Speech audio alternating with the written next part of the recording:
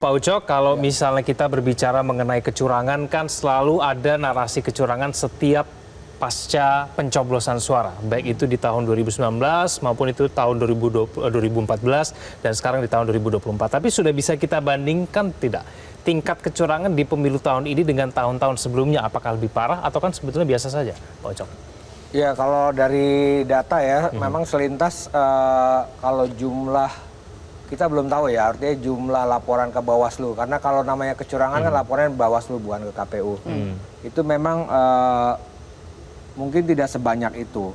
Cuman yang agak berbeda kan ya itu seperti kita lihat aja bahwa tadi juga muncul di running text, katakanlah petugas KPPS yang meninggal dari 500-an sekarang cuma 19. Jadi ya masing-masing pemilu itu punya kekhasan sendiri ya kan. Jadi kekacauannya itu cukup banyak. Sekarang yang muncul kan misalnya Sirekap.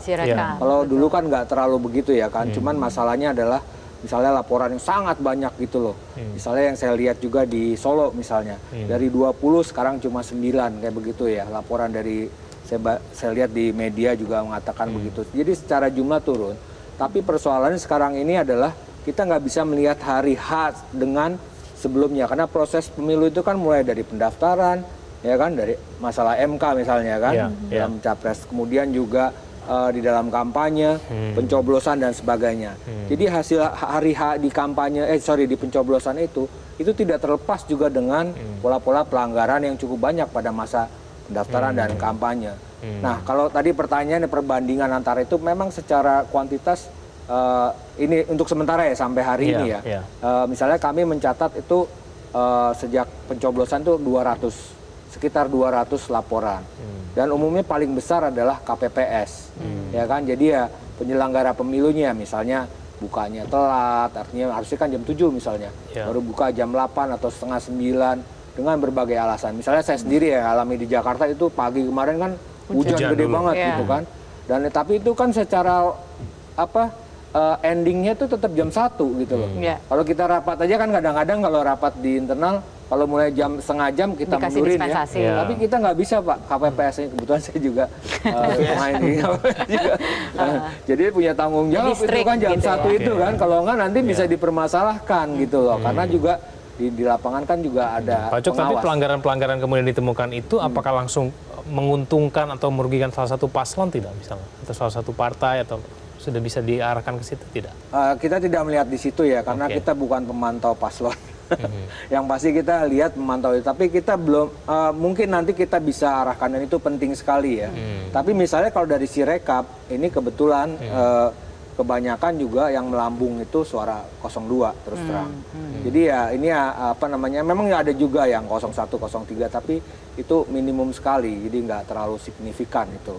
Jadi ya kalau saya lihat sih memang paslon 02 memang di situ bisa diduga mendapat keuntungan dengan kesalahan-kesalahan itu. Hanya kan tudingan semacam itu yang akan diarahkan ke KPU. Seolah-olah sistem yang dibangun itu, Sirekap itu, untuk tujuan menguntungkan pasangan calon 02 kan. Sedihnya kan di situ sebetulnya. Tapi tetap harus dibuktikan bukan? Nah itu masalahnya. Kan makanya harus dibuktikan. Padahal mungkin tidak ada niat begitu karena saya tahu proses data-data fisiknya kan sudah diunggah juga di situ. Tapi gara-gara sistem yang tidak terverifikasi itu lalu nuansanya jadi sangat politis kan. Kawan-kawan yang bekerja tidak di wilayah politik dan itu menimbulkan kecurigaan. Adakah yang salah begitu dengan kecurigaan yang kita miliki, apalagi dengan tadi dikatakan suasananya sudah terbangun sedemikian rupa sehingga tingkat kewaspadaan mungkin agak sedikit lebih tinggi gitu menghadapi pemilu yang sekarang. Mbak Ninis bagaimana melihatnya? Ya namanya ini kan kompetisi politik ya, apalagi persaingannya sangat ketat, satu suara tuh pasti sangat berharga gitu. Dan sekarang tadi bicara soal Sirekap ya, kenapa Sirekap ini signifikan? Karena kalau kita nunggu hasil resmi KPU kan lama, 35 hari. Sementara publik penasaran siapa sih hasilnya. Nah sebenarnya aplikasi Sirekap ini kan membantu, tadi Pak Putu sampaikan kan, kita ini bisa dapat gambarannya ya, walaupun bukan hasil resmi, tapi signifikan tetap, Sirekap tetap signifikan karena saat nanti rekap di kecamatan, kabupaten kota, provinsi sampai nasional, data yang diambil itu data dari Sirekap. Jadi data yang masuk di Sirekap harus benar.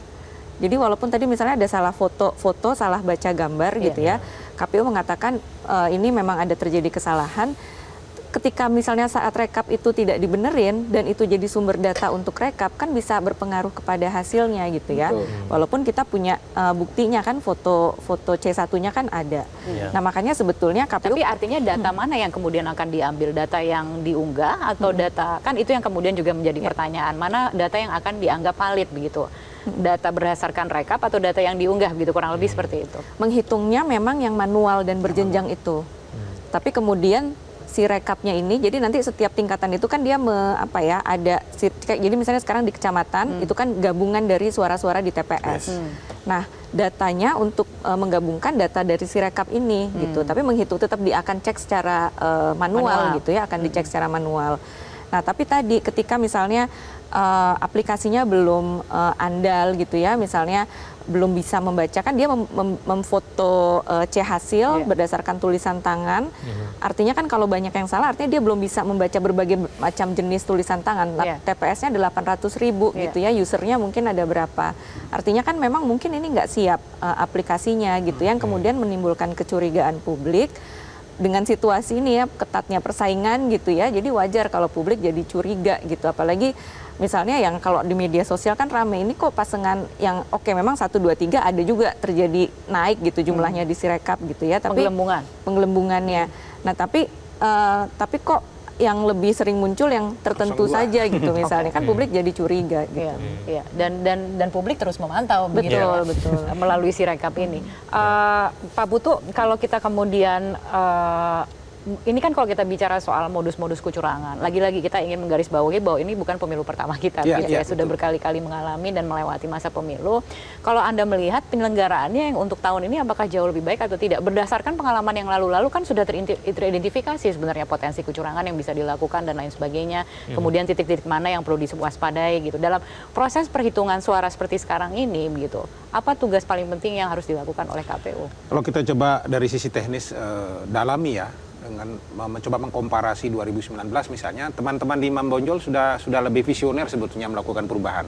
Contoh sederhana. Perubahannya jauh lebih baik gitu dibandingkan sebetulnya jauh lebih baik. Contoh sederhana misalnya formulir C salinan itu sudah lebih ramping.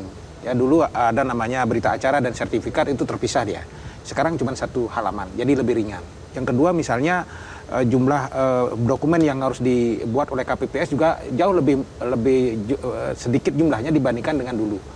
Makanya dulu kan sampai yang meninggal 809 orang, bukan 500 Pak, 809 orang yang lebih sama ini. Nah, sekarang sudah dibuat kanalisasi lebih sederhana, artinya formulirnya lebih sederhana. Plus diberikan lalu regulasi bahwa kalau tidak selesai pada pukul 00 diberi tambahan waktu maksimal sampai 12 jam berikutnya. Artinya teman-teman masih bisa bernafas lah. Itu kemudian SDM-nya juga disiapkan jauh lebih mudah sekarang. Saya lihat teman-teman di PPK lebih segar-segar, banyak yang masih lajang begitu ya, masih singgah segala macam segar. Termasuk di KPPS. Artinya sebenarnya kawan-kawan Imam Bonjol sudah banyak belajar dari kesalahan di 2019 kemarin. Cuma memang ada pengalaman-pengalaman baru yang tidak diuji coba dengan lebih bagus, itu yang menimbulkan persoalan-persoalan baru. Tapi kenapa aplikasinya harus dirubah, Pak Putu, kalau menurut Anda? Kan tadinya pakai Situng, sekarang pakai Sirekap. Jadi apa sih perbedaan mendasarnya antara dua itu? Sebetulnya Sirekap sekarang ini dengan Situng itu sebetulnya sama saja. Sama saja. Cuma nama aja. Ya betul. Tetapi dia mungkin point of view-nya tidak pada sistem itu sebetulnya. Tapi menurut saya kunci persoalannya adalah apakah KPU berhasil mengunggah 100% formulir C1 di dokumen mereka dan kemudian bisa diakses oleh publik. Itu yang jauh lebih penting. Dan itu ada cara untuk memantaunya? Ya makanya melalui Sirekap ini. Makanya kawan-kawan. Jadi kita bisa kalau cek kita ini hari, satu. Kalau kita ini hari dalam waktu seminggu sudah punya C1, orang mau bisa nyolong nggak? Kan tidak kan? Kita bisa cross check angka-angka itu dengan bagus kan? Semua pihak bisa tahu dan tidak akan terjadi pencurian. Tapi justru problemnya yang akan terjadi nanti, dan boleh nanti kita cek seminggu 2 minggu ke depan, justru input datanya ini yang akan jadi lambat. Maka tugas KPU sebenarnya selain membenahi Sirekap ini agar sistemnya rapi, pressing betul aparat di bawah untuk cepat mengupload. Iya, harus kasih target. Dia berapa lama harus selesai untuk berbasis TPS, berapa lama DPD, berapa lama untuk ini, berapa lama untuk ini, sehingga itu jauh lebih penting sehingga KPU betul-betul transparan untuk mengelola pemilu ini dan data itu bisa diakses oleh semua pihak. Oke, kita jeda dulu Pak Putu, kita masih akan membahas nanti segmen berikutnya kenapa kemudian persoalannya masih berulang begitu ya, kemudian meskipun sudah berkali-kali kita melakukan pemilu. Jelajahi cara baru mendapatkan informasi. Download Metro TV Extend sekarang.